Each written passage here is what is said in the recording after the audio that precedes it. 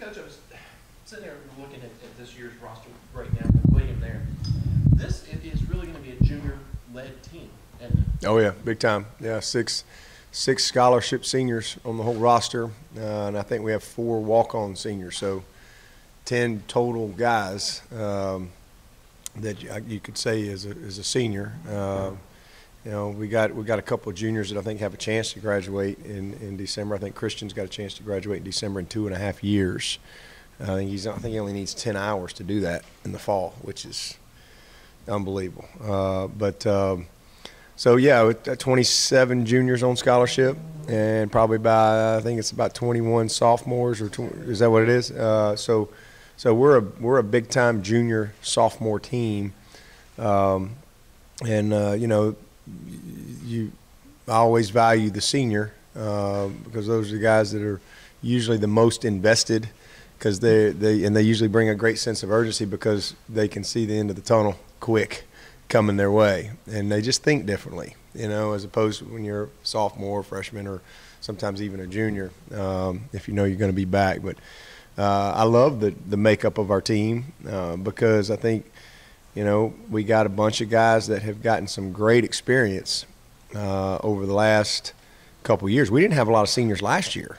We had, I think it was like 22 juniors and seniors combined last year, you know, which hence the small number this year. So a small group, which means, again, we've got a lot of guys on this roster that have played a lot of games. In that junior class, they're basically like, you know, juniors and a half, because they've played 30 games in 2 years.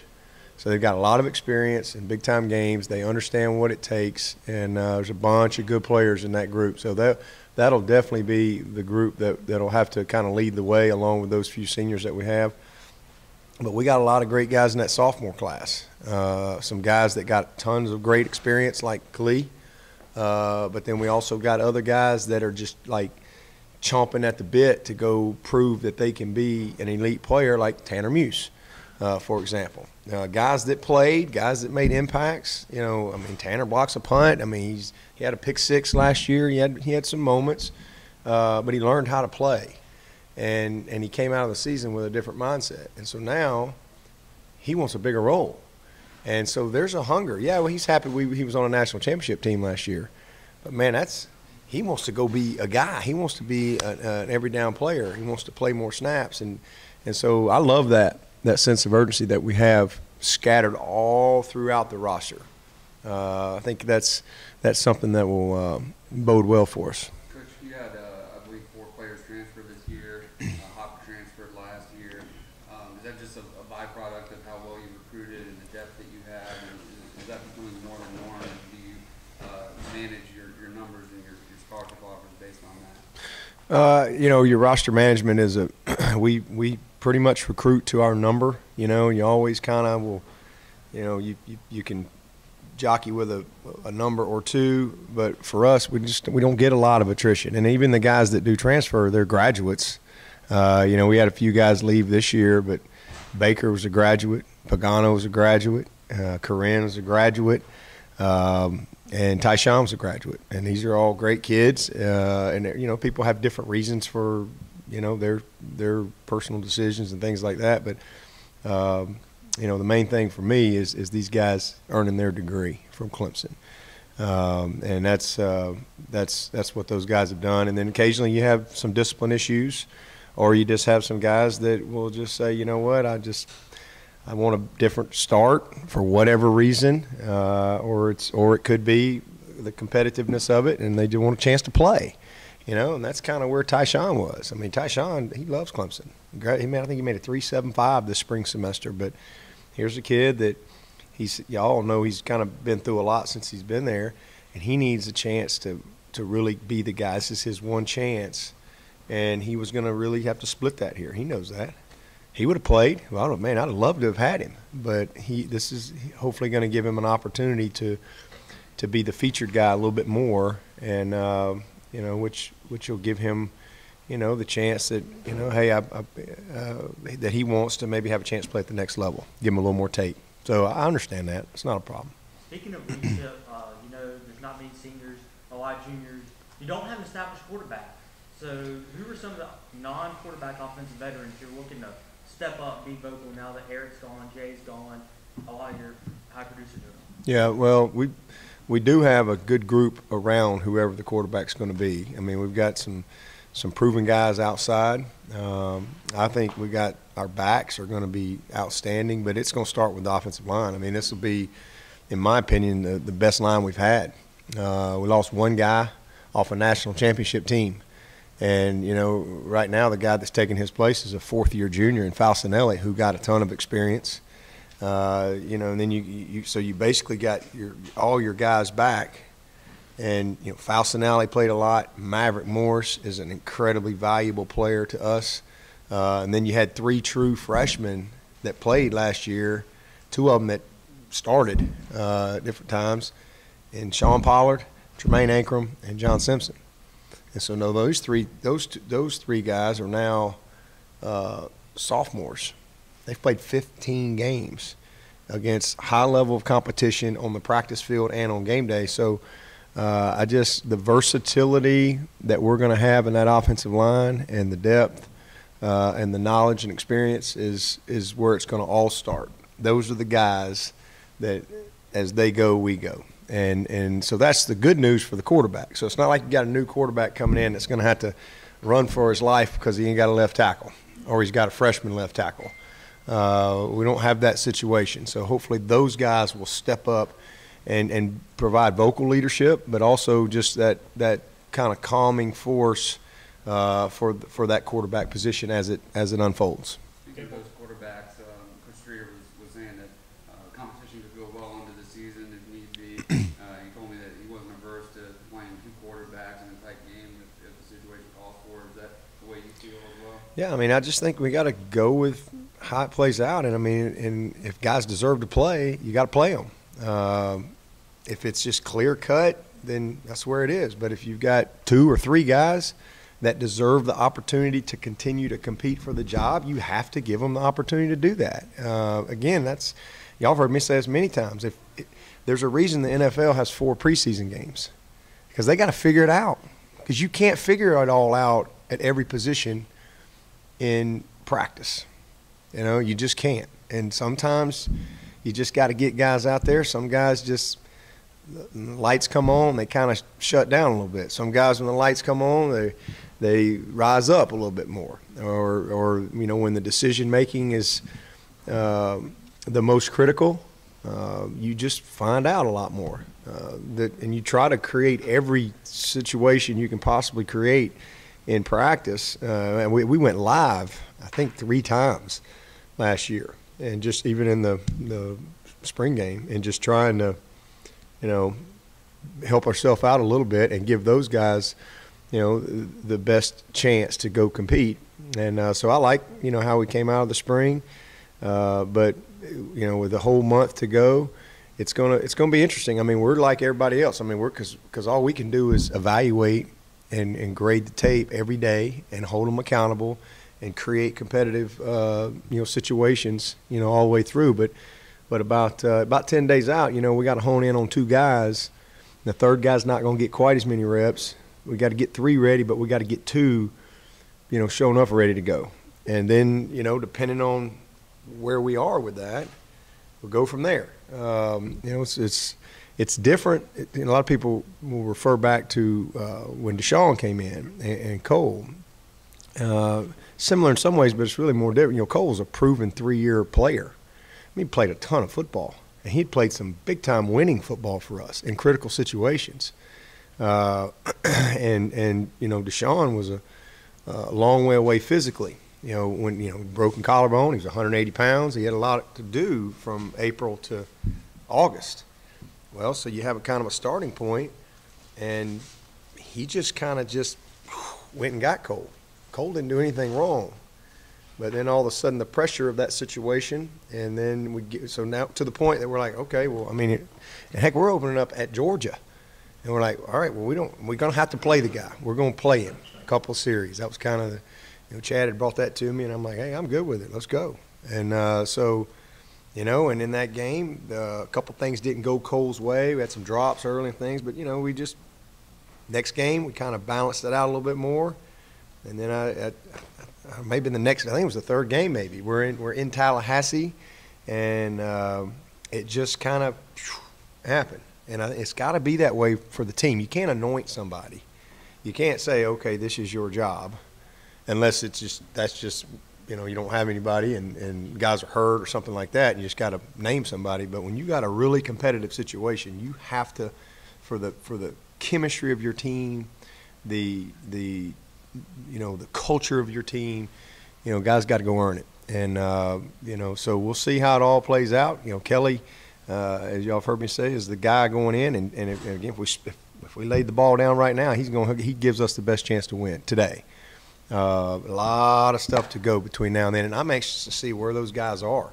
It's going to be pretty obvious who's put the work in, because if they don't have true ownership of what we did all spring and summer, then that's sending me a pretty loud message. But I know that these guys have all worked really, really hard. They all want to be the guy, and the good news is they're all good people. I mean, these are good people that want to go lead the Tigers, and it just only one of them's going to run out there. But they also know whoever runs out there has to perform at a high level and a consistent level, because it's not a lifetime contract. It's just every week is evaluation at every position, and really quarterback is no different. You don't want to have anybody out there feeling like, oh, if I make a mistake, you're going to get yanked out of the game. That's not what you want. But you got to have a good, fair process, and we'll have that and see how it all plays. But if it takes playing 2 guys, 3 guys, it's just where we are, and then we'll go from there. Any thoughts? Go ahead. Any thoughts on picking some spots in August to go live? We're going to talk about that. We start our meetings tomorrow. That's one of my little topics to discuss. We might pick, if we do, it would be a period or 2 here or there. Don't see me unleashing them for a scrimmage. It's just too close to the season, and just, too many things can happen at that position. We got some pretty good players on that other side of the ball, but we'll have a good plan to make it as competitive as we can. Trey Lamar at 250, Brent was saying earlier, is that good? Oh, he looks great. Yeah, he looks great. We'll get out there and we'll see him move around. I mean, he's a big man. If Jalen was 250, it'd be different. This guy's body, this guy's frame, and it's a good 250. He's got his composition where it needs to be. Our nutritionists, all those people, our strength staff, they've done an excellent job with all of our guys. But Trey's one of them in particular that I think has bought in and worked really hard to position himself where he needs to be. But until we get out there, sometimes you get out on the field and you say, you know what, hey, we might want to cut 5 or something like that. But we'll see. Coach, I noticed you're having some work done in the stadium, in the ring, the facade, on top of the hill. Can you share with us what additions you're going to make over there? Or? In the stadium? Yeah. I have no idea what they're doing in the stadium. What are they doing over there? In the ring? What ring? For the national champion, 1980. I haven't seen that. Big facade on the front gate of where it says Memorial Stadium. Hadn't seen that either. I haven't been over there. I haven't been over there since camp. When camp ended, I have not been over there. Yeah, I'm like an old dog. I run the same trail, but I'll go check it out. I don't know. Coach, you like to stay abreast of new concepts, new ideas in the game. Have you done any consulting with any other schools during the offseason about some new ideas? Oh yeah, tons. I mean, we didn't really have to go anywhere either. Other than like just our Nike trip that we go on. I always enjoy that. I get a chance to spend a week with a bunch of coaches, about 20 other coaches, and that's always very productive for me. But we had a lot of people come see us, especially they wanted to come see the facility and things like that. So I had the real privilege to sit down and visit with a lot of coaches, some NFL guys, and also a bunch of college guys that came through. Whether it be Willie Taggart out of Oregon or Coach D'Antonio at Michigan State. But it's been a good off season, and you're always looking for little things to get better, and I like where we are and how we've evaluated and our plan to push forward into fall camp. Tony Barnhart told me that Brett Bielema had a great reaction to the new facility. What's that? Tony Barnhart said Brett Bielema came in and had a great reaction to the new facility. Oh, yeah. Oh, yeah, I forgot about Brett. What did Yeah. he say? Yeah, he just couldn't believe it. He was very impressed, and he's a guy that I really like. Brett, we're very different in a lot of ways in philosophies and some of the ways we do things, but we're similar in some ways too. But yeah, he loved it. He just had a baby, by the way, baby girl. Coach, were you surprised by the announcement of Coach Stoops retiring? Some would call it early, and you seem like retirement hasn't even crossed your mind. Have you ever thought about what you might like to retire? Well, no, I haven't. Jeez, I never really thought about that. But I don't. That was a shocker. I was actually on camp field, and I think Jordan Searles came over and said, "Hey, this news just broke that Coach Stoops retired." My first thought was, what's going on? Is he sick or something? But turned out that I think he was just ready to move on to a different phase in his life or a different change. I didn't see the press conference, but that's kind of what Brent shared with me. I did call and reach out to him and leave him a message, but I did not talk to him. But I don't. He was about 57, maybe somewhere in 56, 7, 8, somewhere in there.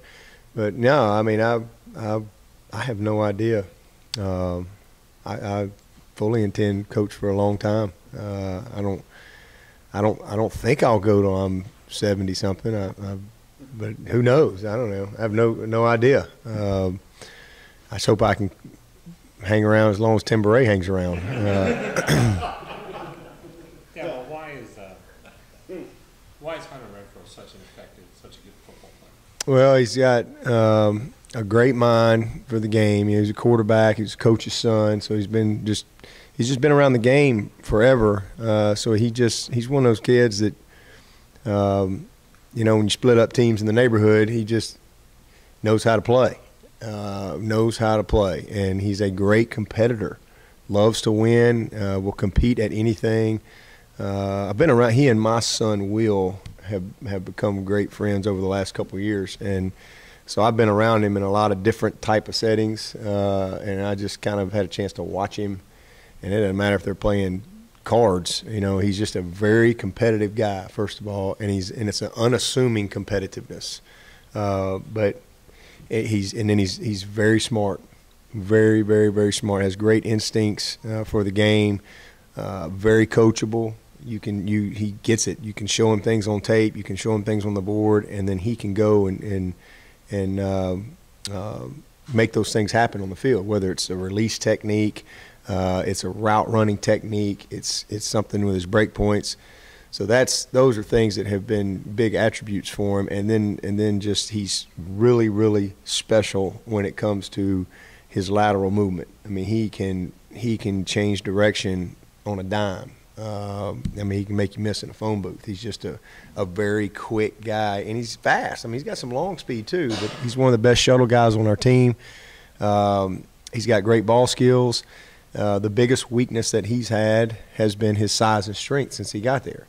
And he's been a work in progress. I mean, he came in at 155 pounds. He benched 135 one time. Larry, you would bench 135 at least 10 times right now. One time. And that's just where he was physically. And now he's he's right at 180. He's about a 25-pound increase in his mass. It's just his size, his girth, and then he's up to, he's pushing 245, 250. So he's still not a strong guy, but what has happened is as he's gotten stronger, those great attributes have shined through, and he has no fear. He has no fear.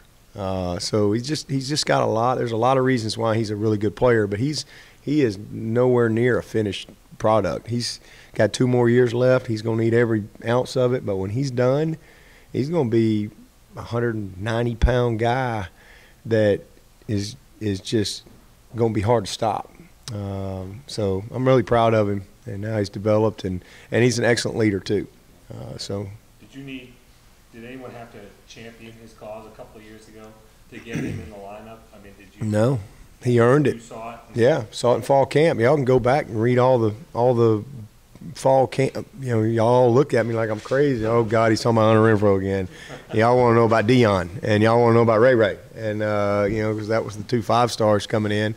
Great players. Obviously, you want to ask about them, but here, you know, we're like, oh, hey, I'm just telling y'all, this Renfro kid now, he's pretty good, and because that's what we say in practice every day. And you know, y'all ask a question, I answer it, and I try to tell you the truth. I don't try to mislead you. So we saw it right out of the gate, and even us were like, how does he do that? He can't bench 200 pounds, but he just has this craftiness to him, and that's kind of how he survived, just being crafty and nifty and just tough and competitive and smart. And it didn't take long though. Guys that used to jump up there to go with him in one-on-ones, they started skipping. You know, I'm gonna like to go with that next guy because he make guys look foolish. I mean, really good players. But so as coaches, you're watching the tape and you're just going, man, I mean, this kid's going to play. He's going to play. And so then you get into the course of the season, and next thing you know, he's making a few plays, and now the confidence grows, and here you go. And then Deshaun's couldn't have had a bigger advocate than Deshaun. You know, D-Dub he trusted him, and then it just went from there.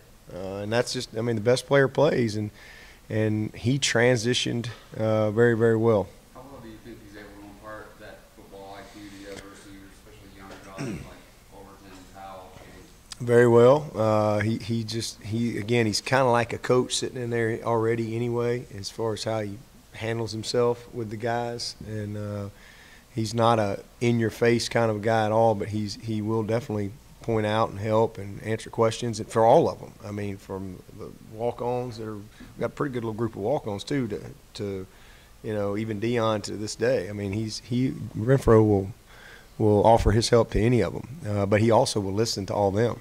There's that type of relationship. He's not a guy that walks around like he's got all the answers. I mean, he's just a very humble kid, and takes coaching and is not afraid to give good advice too. Speaking of walk-ons, who are some of the walk-ons that we may not know about that haven't impressed y'all's eye, or you think will impress your eye in walking? Well, you know, I think we brought in 6 freshmen, so we don't know much about them yet till we get them out there. But the guys that have been around here, you know, last year we had a little Kyle Cody kid. He was a kid that, you know, he made a few plays for us. Had the big tackle on the fake punt, I think, against South Carolina. I think that was Kyle. He's one that jumps out at me right now because he played a good bit for us last year. The running back position, we got a couple young guys that I think are, you know, the Rencher kid and Ty Thomason, 2 little walk-on running backs that we moved Ty from receiver. He's probably a 225, 30-pound running back. Those 2 guys had good springs for us. You know, the guys at receiver, we got a good group of walk-on receivers there. We got the Tuttle. We got a little Tuttle, Canyon Tuttle. We got Carter Grooms. We got those are guys that were out there last year that I can say kind of caught our eye in the spring. And then we got a couple guys coming in. We got Jason Hopper, who I think's got a chance to be a really good football player. We got some guy named Will Sweeney that's not bad. But you know, I think the Hopper kid, he's another one of those guys that had several offers coming out of high school, and actually went to Tri-County all last year and just got in this summer. He's a guy that I think could, you know, catch some eyes and things like that. I mean, they're all starting their journey right now. We've got a couple guys in that offensive line. You know, the 2 Bevel boys. One's on the defensive side, one's on the offensive side. Good, solid guys. You couldn't have better walk-on type guys. I mean, we got a good group. We brought in Philip Price's little brother in this group, Luke Price. He's just rattlesnake, tough linebacker. Got the Edwards boys. They're twins. D linemen came in this little group as walk-on. So we got a good group. And then we got our punting battle. You know, Will Spires is a walk-on. He's battling for that starting job along with King and Batson. So we got a lot of those guys that have a chance to, grab a niche somewhere in there. What's it gonna be like to have Will on the team? It'll be awesome. I'm really excited about it. I'm sad because he's moving out of the house, because still at the end of the day, you come home, as a parent, you like to kind of eyeball your kids and, just chat with them a little bit. So that's going to be different for us, obviously. And Cass, she's still in denial on that. But it's also really cool for me because, I get a chance to be with him more than I've ever been. I've never been on the football field with him, practice or anything like that. I coached him in baseball, and I've been around his little basketball, but I've never been on a football field with him, and I've always stayed away from that. And I know I can, because he's a good little player, and I know I can help him, and I'm excited. And he's a worker, so I'm excited to just be with him. I'll be with him from about 1:30 to 8 every day, whether between pre-meetings and meetings and practice and dinner and all that stuff. So, that'll be fun to watch him, get out there and compete and see what he can do with those guys. And he's already, he's friends with all of them and has relationships with them. So he's always kind of hung with the older kids anyway. And most of them have been guys on the team. So it's good for them to actually be teammates now. Everybody talks about the defensive line guys with Christian. They're big personalities with Kendall, Joseph. Do you feel like he kind of goes overlooked and that he might be maybe the most important piece on that defense? Oh, he definitely goes overlooked just because he's not a flashy guy. He doesn't command a lot of attention unless you're an offensive coordinator. Now, if you're an offensive coordinator, he doesn't go overlooked when you turn that tape on. But just from probably everybody else, you're probably not rushing to go interview Kendall because he's just he's not a flashy guy. But man, what a productive football player, and really saw it his freshman year when he went in. He had the big 4th-and-1 stop, the big hit in the Oklahoma game. Down in the Orange Bowl, and you just saw him coming on, and there at one point Brent thought he was in line. He was almost going to win the starting job over B.J. Goodson. It was B.J. and Kendall, and Kendall was kind of making a move to take that job, and he got hurt. And remember, you're talking about a guy that's starting for the Giants right now. I think really good player, and so I'm not surprised where he is, and he had a great year for us last year. But I'm proud of Kendall because, he didn't really, he just had to kind of go play. He kind of let Ben handle all the stuff. Ben was just going to enforce everything every day. It's a little different role for Kendall this year, and he knows that, and we need that from him. And he's done a great job. He's had an awesome summer, and the guys have such a great respect for him. He's a little like Deshaun in that regard, in that he has this, Deshaun wasn't an in-your-face guy, but you respected him so much, you just kind of fall in line. And that's kind of how Kendall is. Those guys, they have a tremendous amount of respect. And then he's so versatile now. He can play Mike or Will, not a problem at all.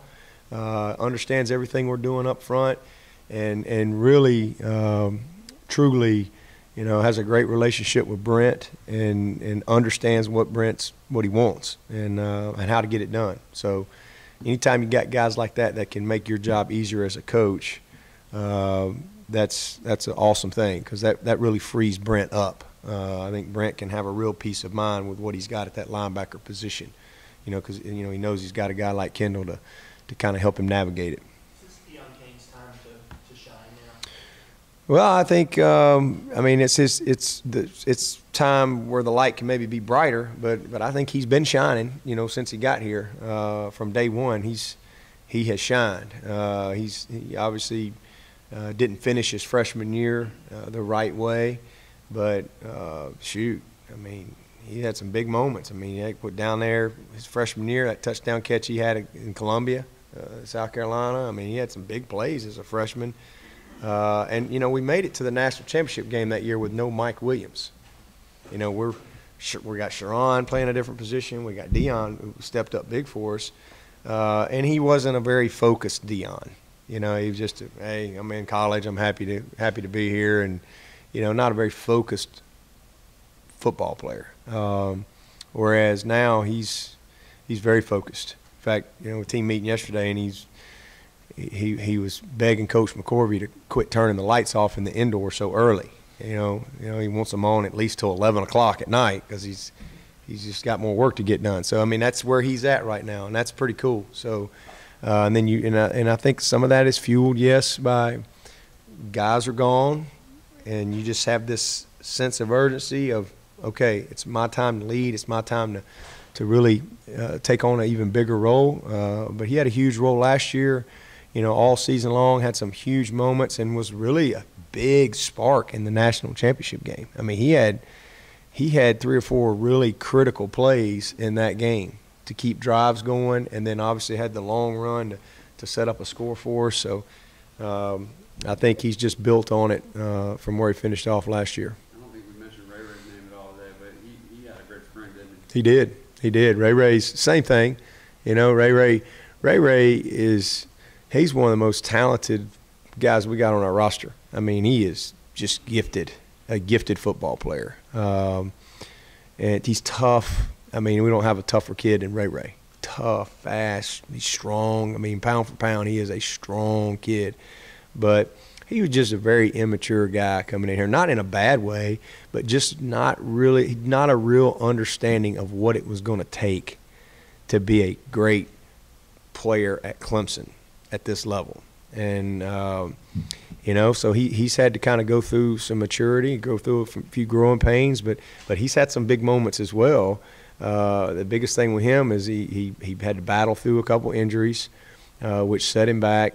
And then just consistency. You know, he's done some good things at receiver. We really want him. I mean, he could be the best punt returner in the country if he could, you know, work with the focus that it takes to, because he's got the ball skills. That's not a problem. It's just a matter of really putting in the work and having the mindset the way he needs to be. And I saw that from him this spring. I saw an edge to him this spring that I had not seen. And, you know, so there's a big sense of urgency. And then he's competing. I mean, listen, it's the same thing with Dion. Dion, understand, Dion's been where Overton is. He's been where, you know, T. Higgins, and he's like, hey, I mean, these are good players. It's the same thing with Ray Ray. He knows that Cornell Powell's standing there. This is a very competitive situation. All those guys want to position themselves in the best spot that they can for having a great year. And Ray, I think, will have a great year. Right now he's coming off a little kind of a similar injury that Renfro had. We had to put a little screw in his, I guess somewhere right near in his little wrist area.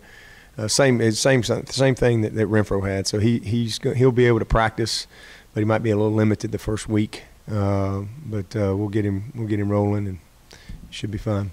Tweeted out last week he had some procedure. Yeah, Tucker